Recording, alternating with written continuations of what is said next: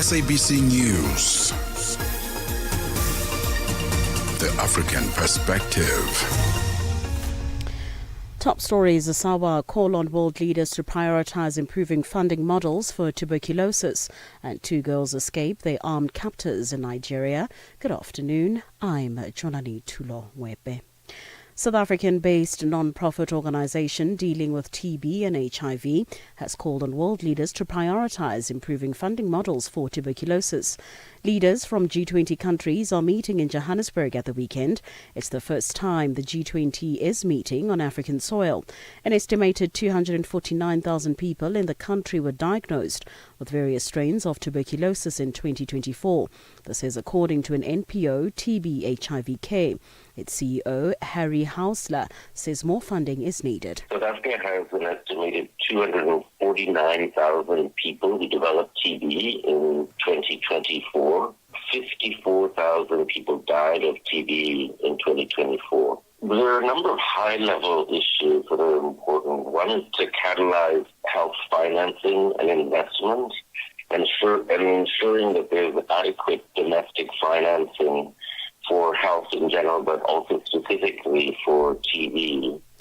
South Africa's law enforcement agencies are meanwhile continuing to warn Gauteng motorists about major road closures and heavy delays in the run-up to the G20 summit in Johannesburg from this Friday. The summit will take place at the Nasrec Expo Centre in the south of Johannesburg. Musa Mhlongo reports. The city says the operations will run from 18 to 23rd November and will involve several law enforcement agencies. Officers will set up roadblocks, tactical patrols and multi-agency checkpoints to reduce crime and manage traffic. There will be rolling road closures on routes such as the N1, N3, N12, N14, R21, R24, M1 and M2, with delays up to an hour. Key areas like Sandton, Rosebank, Fourways and Nasrec will also face restrictions. Motorists are urged to plan ahead and use alternative routes. These measures are part of the city's plan to keep roads safe during this busy period. Evidence leader at the Madlanga Commission in Pretoria, Matthew Chaskelson, has accused Northwest businessman Brown Mokgotsi of using misdirection tactics in his testimony regarding General Ndlandla Mkhwanazi and King Misuzulu. During his first day of testimony, Mokgotsi accused General Mkhwanazi and King Misuzulu Kazwelithini of being CIA agents, but he later conceded that it was just hearsay. Mokgotsi was facing cross-examination from advocate Chaskelson. What's your response to that? Investigation is investigation.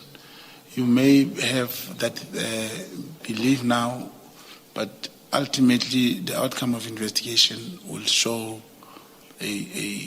whether we are correct or not, will show the result. But it's not intended to misdirect. 2 girls who were among at least 25 children and a teacher kidnapped from their boarding school in northwestern Nigeria's Kebbi state on Monday have managed to escape. The pair ran away as their armed captors were leading them into the bushes and got away from farmland. Officials add that the girls are back and are safe, but one of them needed medical treatment as she had hurt her leg while fleeing. A team of soldiers and police volunteers are combing forested areas in an attempt to rescue the captives seized by the gunmen. The chief executive of the South Korean firm Hyundai says the White House phoned him personally to apologize for an immigration raid at a factory in the U.S. state of Georgia in September. Jose Munoz was speaking at a conference in Singapore. The BBC's Nick Marsh has the story. The images of hundreds of South Koreans shackled on the factory floor and then detained for a week prompted shock and confusion in Seoul. The skilled workers had been sent to help set up a new factory in Georgia, an investment applauded by Donald Trump. But immigration and customs enforcement accused them of having entered the country illegally. Shortly after the raid, Mr. Trump said he hadn't authorized it. But if confirmed, the fact that the White House and the governor of Georgia phoned Jose Munoz directly to apologize suggests an even greater degree of embarrassment. Recapping the top story this hour, South African-based non-profit organisation dealing with TB and HIV has called on world leaders to prioritise improving funding models for tuberculosis. Leaders from G20 countries are meeting in Johannesburg at the weekend.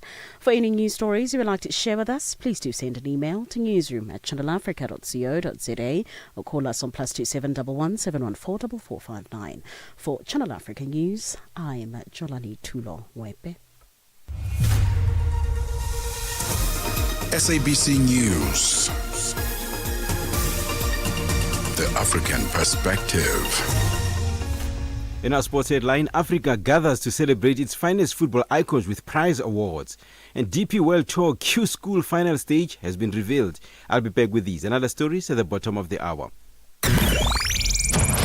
Business, trade, and investment opportunities that put the continent first. Africa in Business with Thami Ngubeni.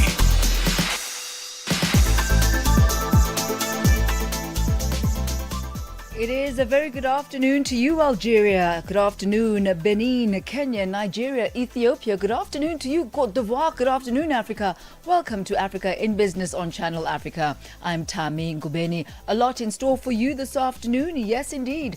President Cyril Ramaphosa will be hosting his African leader counterparts on Friday evening at a high-level meeting with the African heads of state ahead of the official G20 meetings. This is to ensure that the African agenda is solid, that the African agenda is represented as one coherent part, and also with the African Union now being a full member of the G20 following the country's successful campaign, or at least South Africa's successful campaign for the African Union. They will be joining those discussions as well. We'll also take a look at developments around Zambia. They are emerging from a financial crisis and are currently hosting the Chinese Prime Minister, looking at opportunities for investment, especially in the area of commodities. That and a whole lot more coming up on Africa in Business this afternoon, but as can be expected, a huge focus on the G20. Connecting Africa to the world. Africa in Business with Thami Ngubeni brings you the latest insights on Africa's economy. It is exactly 7 minutes after 4 p.m. Central African time. We begin with this story. South African President Cyril Ramaphosa says South Africa will convene a high-level meeting with African heads of state on Friday. This is just a day before the G20 Leaders Summit to ensure the continent presents a united front at the global gathering. Addressing CEOs in Johannesburg this week during a G20 outreach program, Ramaphosa noted that the African Union, which is now a full member of the G20 following South Africa's successful campaign, will join the discussions, making a significant step in securing formal continental representation alongside blocs like the European Union. Channel Africa's reporter Michael Mbewe reports. Soon after assuming the G20 chairmanship, South Africa signaled that its presidency would be distinctly African in character and ambition. Framed under the theme Solidarity, Equality and Sustainability, the country has positioned the upcoming G20 summit as a platform to bring Africa's priorities to the center of global decision-making. Government leaders have repeatedly emphasized that this is not merely South Africa's G20, but an African G20 designed to reflect the shared interests, challenges and aspirations of the continent. By rallying African heads of state, strengthening coordination with the African Union and engaging business on cross-border economic opportunities, South Africa aims to ensure that the summit presents a united African voice. During the engagement, Ramaphosa told attendees of his plans to meet African leaders this Friday ahead of the G20 summit's main event. On Friday, I will be meeting with the African heads of state and government who we have invited to be part of the G20 Leaders Summit. We will also have the chairperson of the African Union as well as the African Union Commission, who, as we know, the AU is now a member of the G20. As a result of our campaign that South Africa should not be the only country or only representative of the continent in the G20 process. And we are very pleased that we won that debate. There was a lot of opposition, but we finally won the debate that our continent must formally be represented, like the EU is formally represented in the G20. Ramaphosa also outlined the purpose of the high-level meeting with African leaders. Now, at this meeting that we are going to hold with the African leaders, I hope to showcase the extent and the scope of investment by South African companies in the various African countries. Now, this will be an opportunity to reaffirm the commitment of South African companies to the development of the continent. Ramaphosa said African leaders will use Friday's meeting to reinforce their shared responsibility to improve business conditions across the continent, adding that leaders must engage directly with the private sector to address practical challenges rather than only debating them in formal AU forums. We will reiterate our shared responsibility to create conducive and enabling conditions for doing business in each other's countries. I've held the belief that we do need to meet as African leaders to discuss the various issues that are troubling to business, and not just discuss them in a theoretical way at the AU Assembly, but to discuss them amongst ourselves, having heard from business, but also create an opportunity where business will be present so that business can talk to African leaders. And we will create that opportunity, having started this process. Meanwhile, Investec Bank CEO Kunesh Mudlia said South Africa carries the G20 presidency on behalf of the entire continent, stressing the need for stronger regional collaboration, cross-border trade and supportive policies to drive sustained investment. We do know that this is also a pivotal moment for the rest of the continent. We carry this presidency of the G20 not just for ourselves as a country on the continent, but we carry it for the continent as a whole. And I think this evening's deliberations carry all the more weight because of that. It is the responsibility that we have as a regional economy and as one of the strongest economies on the continent to play a role to build regional collaboration, cross-border trade, and to continue building on strong policy and a legislative environment that will foster ongoing investment. Modlia noted that Africa's population is set to reach 2.5 billion by 2050, with a rapidly expanding workforce demanding energy, goods and services. He said the continent's renewable resources, minerals and human capital make this a pivotal and promising moment for South Africa and the region. If we look at the continent in 2050, we look at a population of close to 2.5 billion, of which 1.4 billion will be working people. People that will need goods and services, people that will need energy. We are able to play to a number of key strengths on the continent: abundant renewable energy sources, rich in minerals, rich in diversity, and rich in human capital. It's an exciting time. It's an exciting time to be South African. It's an exciting time to be living here. And we all play a critical role into the next chapter. The country's approach seeks to elevate issues such as development financing, trade integration, infrastructure, connectivity, and inclusive growth, areas critical to shaping a more equitable global order. Michael Mbewe, Channel Africa News, Johannesburg. It is 13 minutes after 4 p.m. Central African time as we turn our focus now to relations between Zambia and China. Zambia is hosting China's Premier Li Qiang for the first time in 28 years. The visit comes as the sub-Saharan state emerges from a financial crisis, with Beijing eager to access commodities and expand its market for exporters. Premier Li Qiang's arrival in Lusaka is seen as part of a push to deepen China's presence in the copper-rich country. The Asian country is Zambia's largest official creditor, owing $5.7 billion. For more on this, we joined on the line by Yusuf Dodia, an economist based in Zambia. Good to be talking to you once again, Yusuf. A very good afternoon. Good afternoon to you. It's good to be with you. So what does this Chinese Premier Li Qiang's visit signal about China's, I guess, long-term economic strategy in Zambia and perhaps more in Southern Africa as a whole? Well, I think, of course, for China, China is, arguably the world's largest economy now, and looking at how it can foster ties with other countries across the world to maintain its lead and continue to feed its industrial complex with raw materials and inputs that make them the world's largest producer of goods.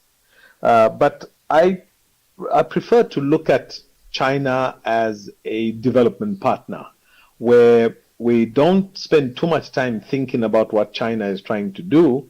We spend a lot more time thinking of what benefits can we achieve from our relationship with China. So I want to go back to the 1970s, the early 1970s. Zambia wanted to build a railway line between the middle of Zambia, a place called Kapirimposhi, all the way to Dar es Salaam in Tanzania on the Indian Ocean. And every country around the world that was a developed economy said it was not possible, that the terrain was too hostile, that it was an engineering impossibility. And China came on board and took this particular project in hand and built this almost 2,000-kilometer railway line that that went through 22 mountains. So we have 22 tunnels going through mountains and 68 bridges that take us all the way to the port of Dar es Salaam. And this was in the early 1970s. It became the lifeline that Zambia had to the outside world in terms of exports and imports. And since then, in the last 61 years, we've seen China come on board with supporting Zambia in the development of road infrastructure, in the development of airports, in the development of power stations, in the development of conference centers in 2 or 3 parts of the country. And as you rightly said, also in terms of giving us support, in terms of credit, being the largest creditor that we have, which is about half the national foreign debt at around $6 billion. So I think there's great opportunity for Zambia to leverage on this visit from the Chinese premier to strengthen these ties.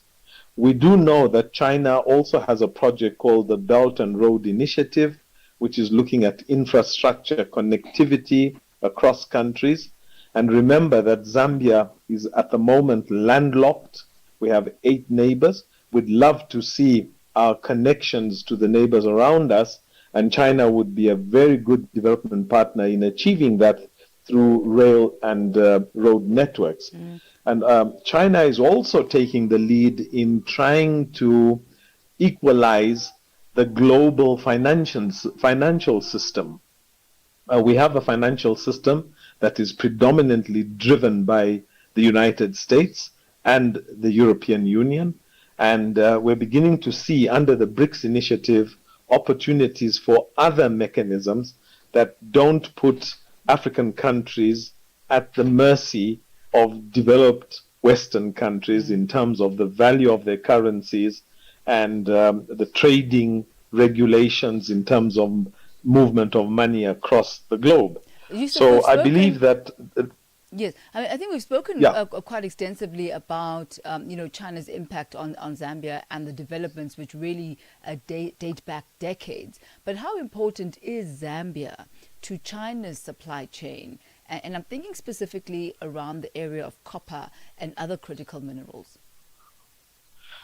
My view and the studies that I've done is that Zambia is exporting roughly between 70 and $100 million a day of copper. And predominantly this copper is going to China. Strangely enough, our largest trading partner is Switzerland. If you look at the country which receives the copper or purchases the copper and that is invoicing Zambia, and this is Switzerland. So clearly Switzerland is just a go-between. China is actually the country that is consuming most of our copper. And so, of course, one of the opportunities we have is for China to set up mining investments in Zambia in the copper mining industry so that they're able to access copper directly from Zambia and not through a European third party. But I think more importantly is we've got 5 or 6 large economic zones that have been set up, and we'd like to see Chinese investment in Zambia in value addition on copper. So we'd like to see copper drawing and copper cabling manufacturing plants set up in Zambia. That means that we would export less and less copper and export more and more copper value-added products. And this would be a huge change in the dynamics that we currently are in terms of value to the Zambian economy. And talking about that, talking about dynamics and talking about value, what are the risks that are associated with such extensive investment and dependence on one country specifically? We've spoken about the upside, but what are the risks associated with this for Zambia specifically? Well, the risk for Zambia is living in the Messiah syndrome. The Messiah syndrome is where you have a huge economy like China or the European Union or the United States do a lot of things in your country, and you just sit back and say, well, they're taking care of us and we're good. Clearly, every country that's doing business with African countries is looking at benefiting. Are you still with us, Yusuf? All right, sounds like our line is compromised there with Yusuf Dudia. Our producer Mabu will try and get him back on the line as we continue our conversation. Are you back with us, Yusuf? All right, I did hear that line drop. We'll be back in just a moment as we continue our conversation. We've spoken a lot about the benefits that China's investment in Zambia has had. But what is the flip side? And Yusuf was starting to talk to us about that Messiah syndrome and being overly dependent on one particular nation as far as investment is concerned. It's 21 minutes to 4 p.m.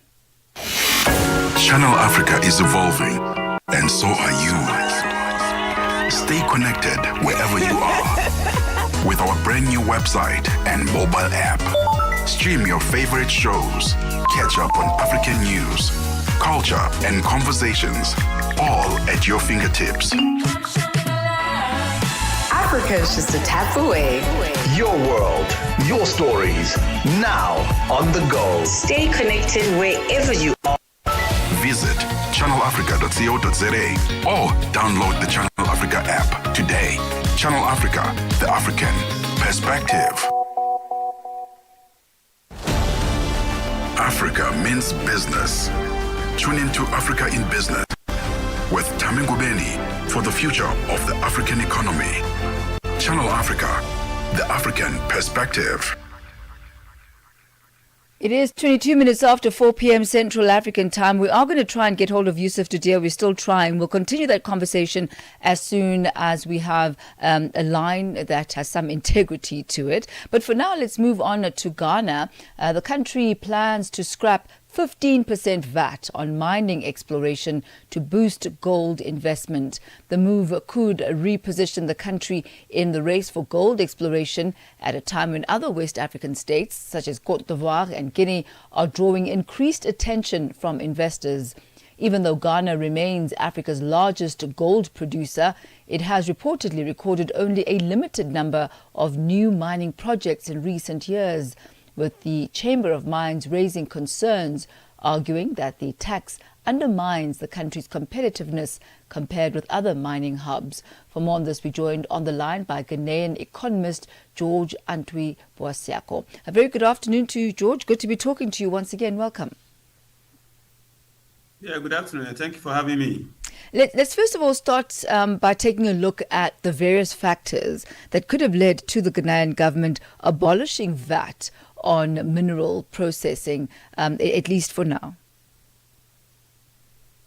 All right, thank you so much. I would say Ghana government is actually repositioning itself to ensure that we get a full benefit of our minerals, especially with mining of gold. You know, Ghana is the leading among the top producers of gold in the world. So we are looking at areas that we can actually maximize the benefit that we are getting from gold. As we speak, currently we have done close to about 60% of our exports coming from gold. So it is a sector that we don't want to play with.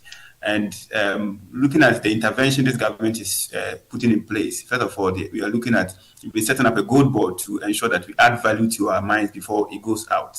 Now, we are also looking at how do we get more investment coming into the mining sector. Mining starts from prospecting. People come in to explore to see if indeed your land is very rich enough for them to get enough gold. So this is a strategy by government, and I think they are receiving the applause from all the various stakeholders within the mining sector in the country. And how might removing VAT increase investment in Ghana's mining sector? There have been concerns around increased competitiveness with the likes of Cote d'Ivoire and Guinea. So is this likely to increase investment specifically for local value addition as well as processing?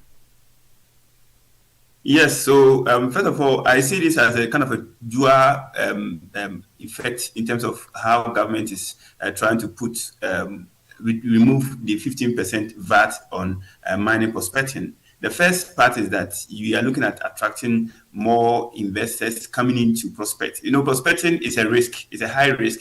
You can come and invest. Some are investing over $100 million just to look for opportunity to mine the gold. So that is a way of attracting investment.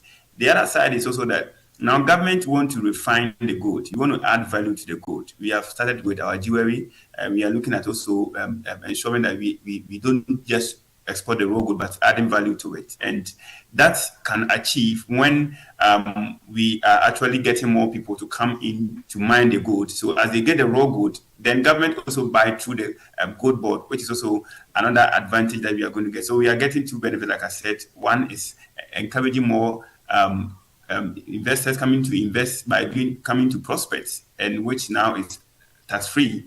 Then from there, if you're able to also make a hit by getting the gold, then Ghana government is going to actually trade with you. We are going to buy the gold and then also export through our trade and export system. Government of Ghana is doing. Have we lost you, George? Sounds like we have. That's George Antwi Bosiako. We'll try and get him back as well as we conclude our conversation. Ghana wanting to make itself more competitive in the gold and mining area by abolishing VAT, 15% VAT being abolished for mining, specifically for the prospecting. George, I believe we've got you back on the line. You were still talking about the competitiveness. George, are you with us? Doesn't look like it. All right, we'll leave that conversation there. That was Ghanaian economist George Antwi Bosiako. George, are you with us? Yes, I'm with you. Okay, lovely. I hear you now. Please do go ahead. You were still talking to us about the competitiveness that this VAT will have on the local value addition as well as processing.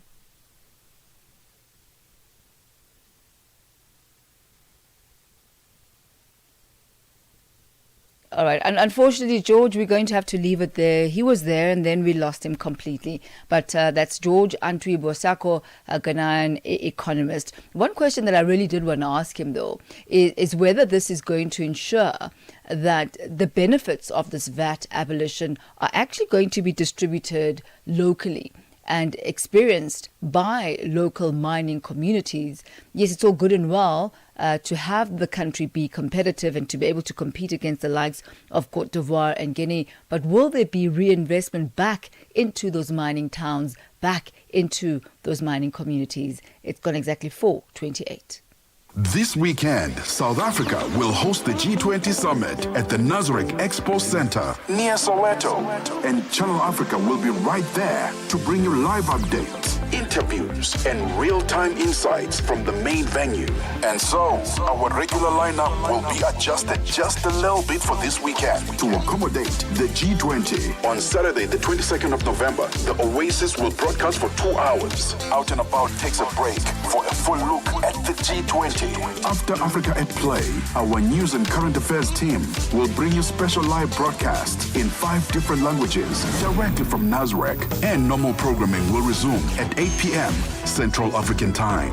And then on Sunday, the 23rd of November, the Oasis will also broadcast for 2 hours. Tech Africa steps aside for our news and current affairs teams to bring you special live broadcast in 5 different languages. Then, Planting the Seed resumes from 1 p.m. till 2 p.m. Central African Time. Channel Africa, your window to the continent, connecting you to the world in an African perspective. Get Channel Africa on DSTV Audio Bouquet. Channel 802. So let's wrap up our conversation now with George as we wrap up the Zambia, or rather the scrapping of the 15% VAT in Ghana.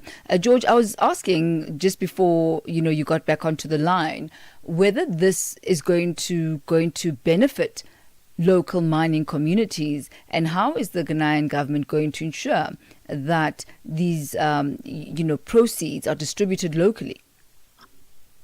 Yeah, all right. Thank you very much. I think that is also another side of the conversation that maybe the government will have to also come to show us their plan. But I'm sure, looking at the posture of this government, I think they appear to be more social oriented in their approach to doing things. So I believe that those aspects of any engagement negotiation will have to come up strongly, so that the communities within the mining enclaves will not suffer, because we have been in this mining for over 100 years, and some of the time you go to those communities and you don't like what you see, because you actually do not see proceeds translating to the life of the people. So I believe as a country we continue to expand our mining prospects, it means that we also look at the social aspect of this, the environmental and social impact on the people. And I believe this is something that is on the table. Government has had some stakeholder engagement with various stakeholders, and how we are going to actually enhance more of these things. So I believe it's a conversation that government will actually look at. And one other aspect of this VAT is not only on gold. Ghana is also looking at how, by this opportunity given to investors, we will even prospect for other minerals within our land beyond just gold and the ones that we know. So I believe it's going to actually expand our mining prospects, and then also with proper negotiation, we are going to actually transform the communities within which they are going to be the beneficiaries of some of these mining sites across the country. George Antwi-Boasiako, thank you so much once again, and thank you for rejoining us after we had that compromise line. That's Ghanaian economist George Antwi-Boasiako taking us to exactly 4:32 Central African Time. Let's head over now to the markets, where Thabiso Lehoko is standing by with your latest market indicators. Business news on Channel Africa. The African perspective. Thanks, Thami, and good afternoon. The dollar in South Africa will cost you 17 Rand 19. In Botswana, it's at 13 Pula 87, Namibia 17 Namibian dollars 19, and in Zambia, it's trading at 22 Kwacha 70. In Kenya, the dollar is trading at 128 shilling 713. Ethiopia, 155 birr 116. Uganda, 3,000 shilling 568, and in Tanzania, the dollar will cost you 2,000 shilling 430. $1 in Nigeria is trading at 1,445,000 naira. In Egypt, it's at 47 Egyptian pound 10. Tunisia, 2 dinar 935. Algeria, 129 dinar 586, and the Moroccan dirham is at 9,145 to the dollar. In Angola, the dollar is trading at 912 kwanza, while the Congolese franc is at 2,184 to the US dollar. Commodities markets: gold $4,109, platinum $1,566 per ounce. Brent crude oil is at $63.17 a barrel. For any business stories you would like to share with us, please send us an email to newsroom@channelafrica.co.za or call us on +27 11 714 4459. For Channel Africa Business in Johannesburg, I'm Thabiso Lehoko.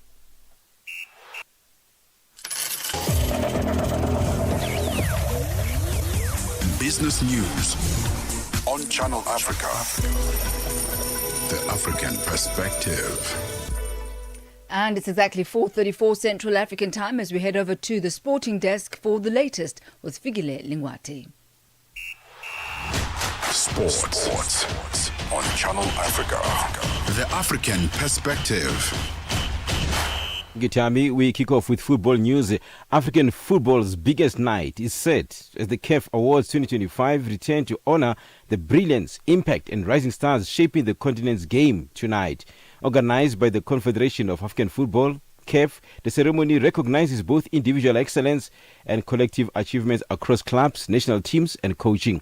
The winner of the CAF Player of the Year award does not receive a direct cash prize from the Confederation of African Football.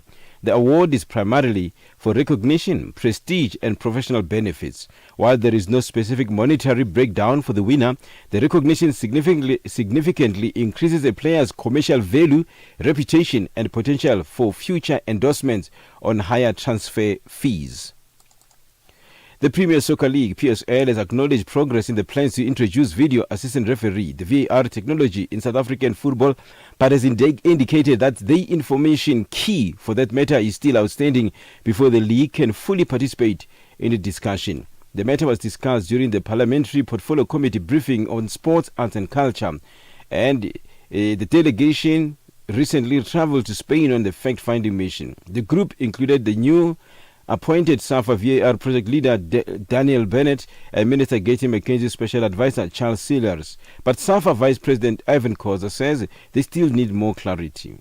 Because we are very much excited that there's also funding available to implement VAR. We started far back, in 2010 with the idea of professional referees and VAR when it was introduced. We enlisted the services of Mr. David Edaray, who's the president or chairman of the IFAB, responsible for, among other things, VAR. Where we are as a league, it's difficult for us to make a contribution in this meeting because in my response to you, I said that we will only respond to the extent possible. But we thought it was going to be fair that, we should come here with the National Association with one voice. And also, there are meetings that is one or two outstanding with the minister.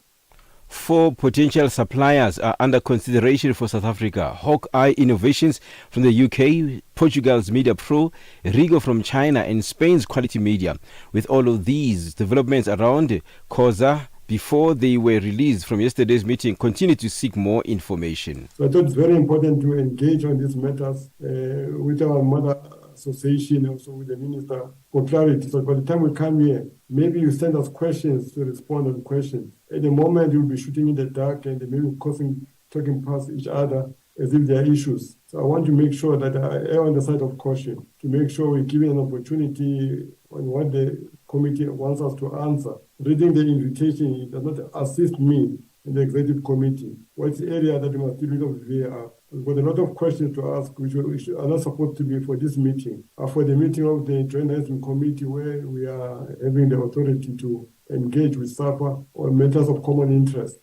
Although the PSL has expressed enthusiasm about the developments, its participation as part of yesterday's meeting was measured, and the league sought great clarity on aspects such as the funding structure and operational responsibility, as Khoza explains. Because the minister on the 4th of September issued a statement which was good news. We want to make sure that we follow up on that statement so that when we have to respond to questions in this parliament, there's a clarity of information because we've got the chronological processes that were followed in making sure that it becomes a reality. But more importantly, what makes us to be a bit uncomfortable, Honorable Chairperson, our funding model is very sensitive. Right now, we are funded by broadcast rights, which are now being owned by a new company. We still have to understand how they operate. Whether the funding is going to be there or not going to the future, we are not sure. But more importantly, incidental expenses that go with the VAR, what are those incidental expenses? We are not sure at this point in time.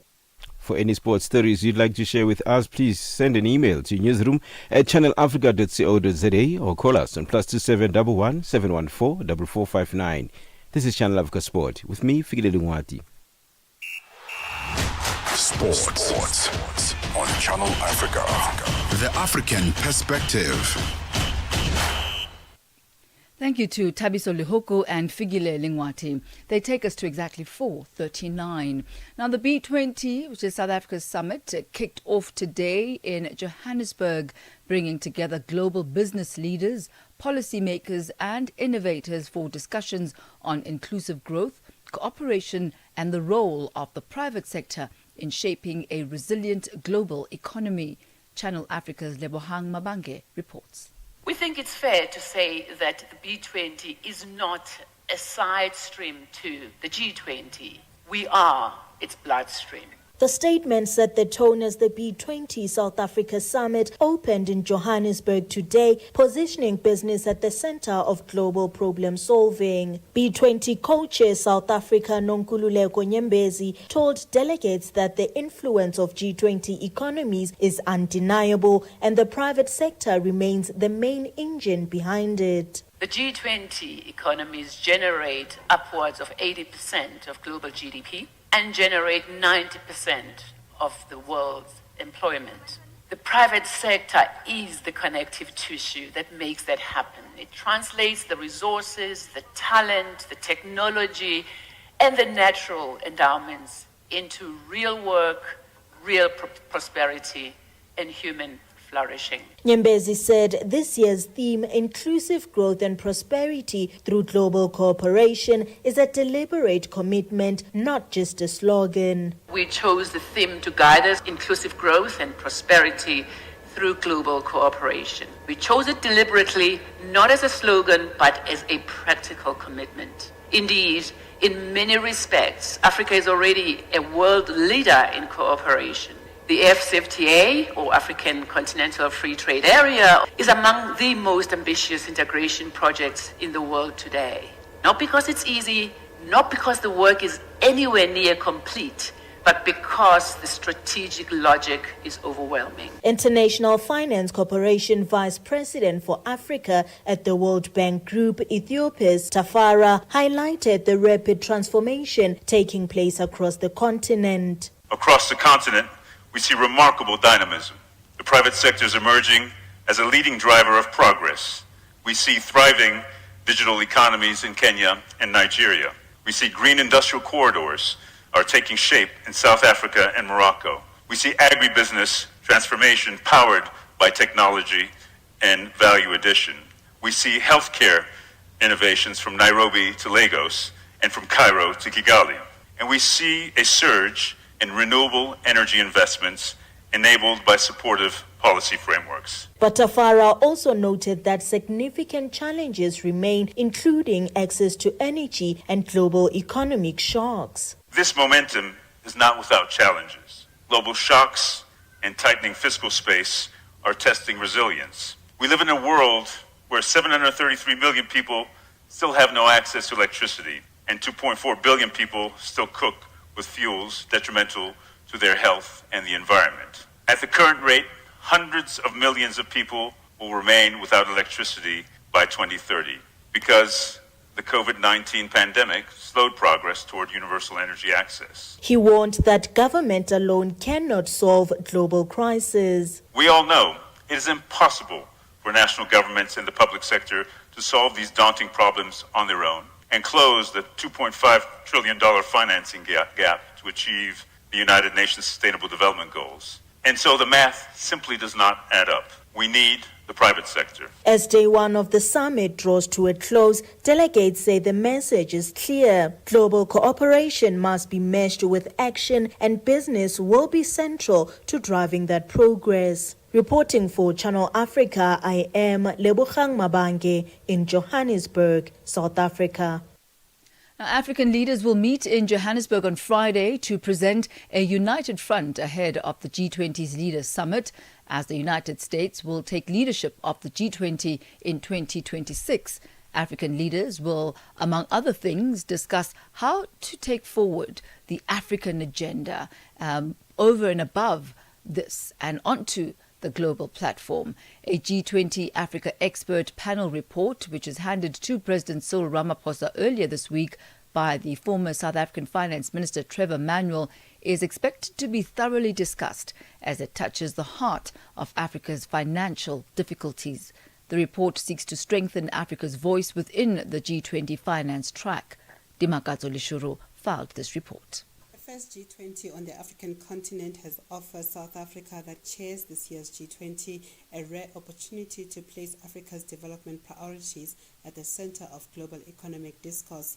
In line with this mandate, South Africa's Finance Minister Enoch Godongwana appointed the G20 Africa Expert Panel, chaired by former Finance Minister Trevor Manuel, to develop evidence-based proposals for global financial reform. The panel consists of 26 experts, including economists, development finance specialists, and academics, with 20 from Africa. Their report outlines solutions to Africa's deepening debt crisis, its limited access to development finance, and the need for a stronger global financial safety net. Every country on the continent must be able to hold up credible monetary and fiscal policies, as well as structural reforms in key sectors, including those that are targeted at investment, and then public finance systems that hold their own anywhere and everywhere. Handing over the report, Trevor Manuel says the panel focused on how Africa can reclaim its economic future. Africa still presents a bit of a black box. Frequently we hear from investors that they don't know what the returns are going to be. If you don't have policy stability, then there are difficulties.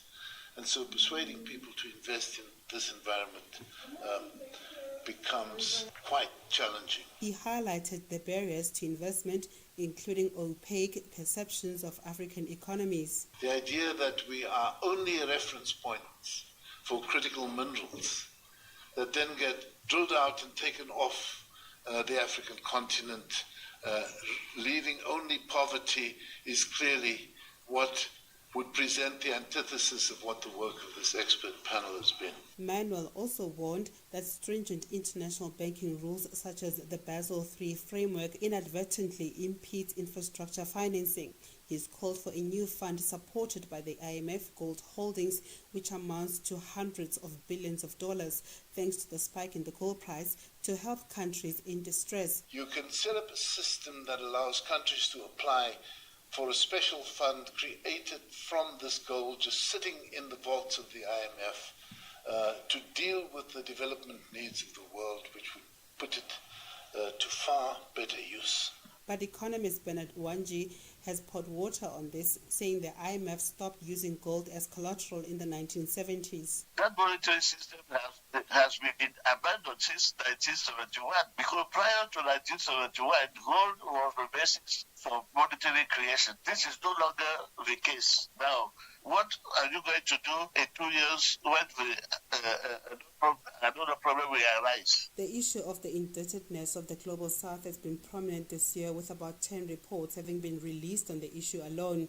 Debt that crowds out spending on essential items is a crisis, Manuel says. The bulk of the African continent now is so extensively underinvested in health that most countries pay more in debt service than they do to health services in their country, and increasing numbers of countries are spending more on debt service than they do on education.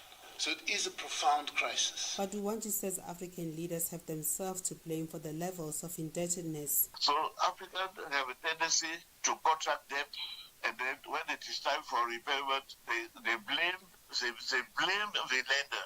They blame the lending institutions. But why did you contract debt? They create debt over the head of poor countries. But the poor countries have governments. So why do they engage in debt if they know that they cannot repay? Receiving the report, South Africa's President Cyril Ramaphosa welcomed its proposals, saying they will strengthen Africa's negotiating power, and he called for more concessional development financing. I'm hugely attracted to the idea of a concessional finance and development bank, so that we get to financial institutions, so that they are also able to put as a mixture of the debt architecture they put forward concessional loans that are better priced than straight line loans, and these will assist many African countries as well.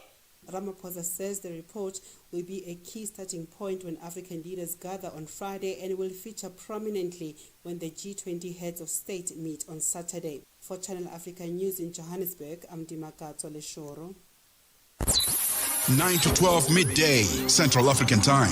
On the move with Palisa Tau and Benjamin Mushatama. Now, when you go to the hospital, there's medical attention that you need, and that's the only experience you're expecting to have. If you are a transgender person, sometimes those experiences can be marred by the demand of trying to understand your gender, your sexuality, and not particularly getting the assistance that you need. One time, I was sexually abused by someone who used to live next door to my house. So when I went to the police to report, I was in a weave, I was wearing a dress, and when I got there, the police person that helped me said to me, obviously we're gonna rape you because why do you walk around looking like trying to be a woman when you are a man? And after that, the person just walked scot-free. How do you deal with that? Because there's a double barrel abuse there. So it's not even double barrels, there's kind of multi-dimensional forms of abuse. I think one thing that I will tell you about trans people is we are strong, not because we want to be strong, but because we don't have an option. It is what it is. Because the struggles that we face each and every day are like unimaginable.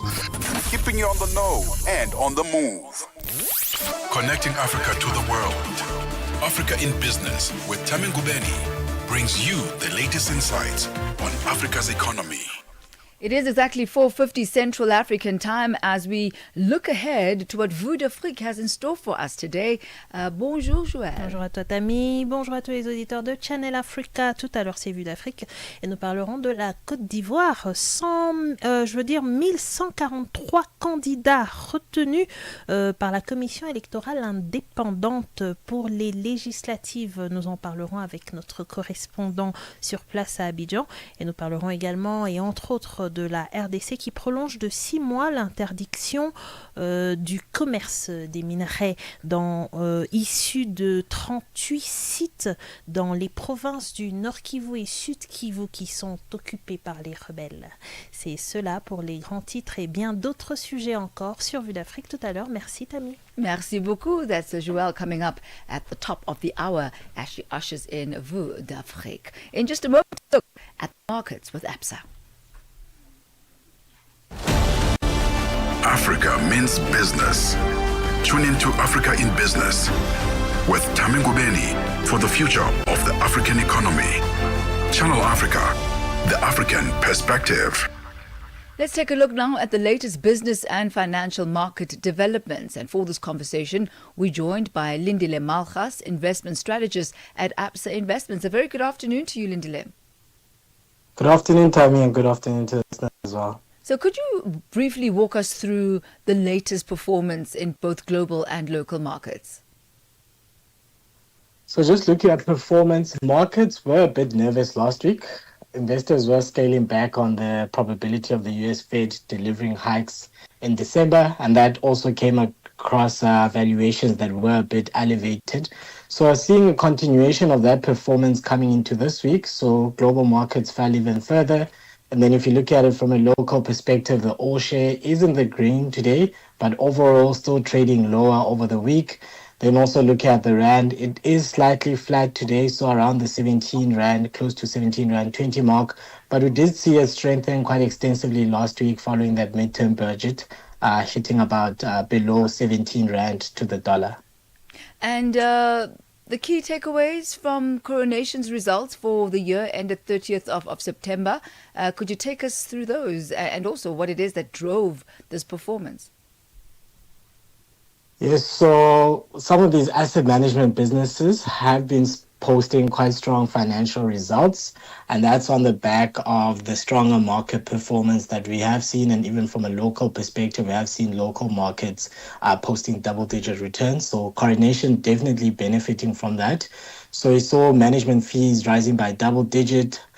performance fees rising by about low single digits. And then if you're looking at earnings per share, that number excluding the impact of the SARS issue that they'd had previously, saw that grow by double digits. And then the company also saw its asset under management grow by double digits as well, so around 14%. So coming in excess of 700 billion, and that was driven by investment performance as well as inflows from clients as well. And then we are seeing that despite the results, markets did react a bit negatively to the share price. So the share price falling by about 2.5%. But I think what it is quite positive is on a year-to-date perspective, it's up in excess of 20%. And looking forward to what this week has in store for us, what are the other economic releases that the markets will be watching this week? Yeah, so Thami, just looking at what released today, we saw the inflation figures being released by Stats SA. So inflation slightly ticking up to about 3.6%. That was being driven by housing and utilities as well as food inflation. But what it is positive from a market perspective is that it was below market expectations. Markets were expecting about 3.7%. And then in the US, you are expecting some of the data from an unemployment point of view, markets expecting that to remain stable as around 4.3%. All right, Lindile Malgas, thank you so much for taking us through those local and global markets for today. You have yourself a splendid evening further. Thanks, Thami. Cheers. Thank you. Bye-bye. That's Lindile Malgas, investment strategist at Absa Investments. He takes us to exactly 5 minutes to 5 p.m. Channel Africa is evolving, and so are you. Stay connected wherever you are with our brand new website and mobile app. Stream your favorite shows, catch up on African news, culture, and conversations, all at your fingertips. Africa is just a tap away. Your world, your stories, now on the go. Stay connected wherever you are. Visit channelafrica.co.za or download the Channel Africa app today. Channel Africa, the African perspective. Connecting Africa to the world. Africa in Business with Thami Ngubeni brings you the latest insights on Africa's economy. Now, Dr. William Karu, who's head of the African Union Secretariat, says Africa's participation in the G20 signals a clear message to the world that the continent is no longer willing to remain on the sidelines of global decision-making. He was speaking at the G20 Social Summit, a platform first formalized under Brazil's 2024 presidency and championed by President Lula to bring civil society voices into the core of G20 deliverables. Channel Africa's economics reporter Innocent Simosa has more. The summit brings together a wide range of civil society and grassroots actors, youth groups, women's organizations, faith-based organizations, persons with disabilities, community forums, and other informal networks. Dr. William Karu, head of the African Union Secretariat, says it's time to build a new global world order. Africa's G20 summit is a statement to the world that we are no longer content to be observers of our own destiny, but we are builders of a new global order. Excellencies, let us speak candidly. The current architecture of global governance was constructed in an era where Africa was left aside. He shared his perspective on the state of the current global economic architecture. Consider these stark realities below. Africa holds 30% of the world's mineral reserves, possesses 60% of the world's arable land, and is home to the youngest population on earth, and yet we remain on the periphery of global economic decision-making. Our continent contributes less than 4% of global greenhouse emission, yet we bear catastrophic brunt of climate change. We possess the resources that power the digital revolution, yet we are positioned as consumers. The rising cost of debt remains a persistent challenge, one that appears likely to weigh on Africa for some time. I spoke to economist Yvonne Mango, who shared her insights on how the continent can navigate this pressure. I think the conversation you're listening to is around the risk premium. And part of it is related to the quality of our institutions. You find that in countries that have strong institutions, such as Botswana, Mauritius, and South Africa, that risk premium is smaller. However, when you move across to countries such as Democratic of Congo, it is a little bigger. So the cost of debt in some instances reflects the governance in an economy as well as the quality of institutions. She does, however, believe that progress has been made. I think so. I think the first thing is to be aware of the risk premium. And I think countries are increasingly investing in their institutions. Of course, we are several countries. We're over 40 countries in sub-Saharan Africa. While others move forward, others will move backwards, which will have impact their risk premium. But I think there's a general awareness. There's also a general awareness that I think there's been criticism that there is an unfair risk premium, and the fact that that conversation is ongoing between African sovereigns and credit rating agencies. The road to the G20 summit continues right here on Africa in Business and Channel Africa. From myself, Thami Ngubeni, and the entire team, you have yourself a splendid evening further. We hand you over now to Vue d'Afrique with Joël. Restez connectés. Africa in Business. Africa in Business delivers key insights and real-time updates on Africa's growing markets with Thami Ngubeni. The African Perspective on Channel Africa.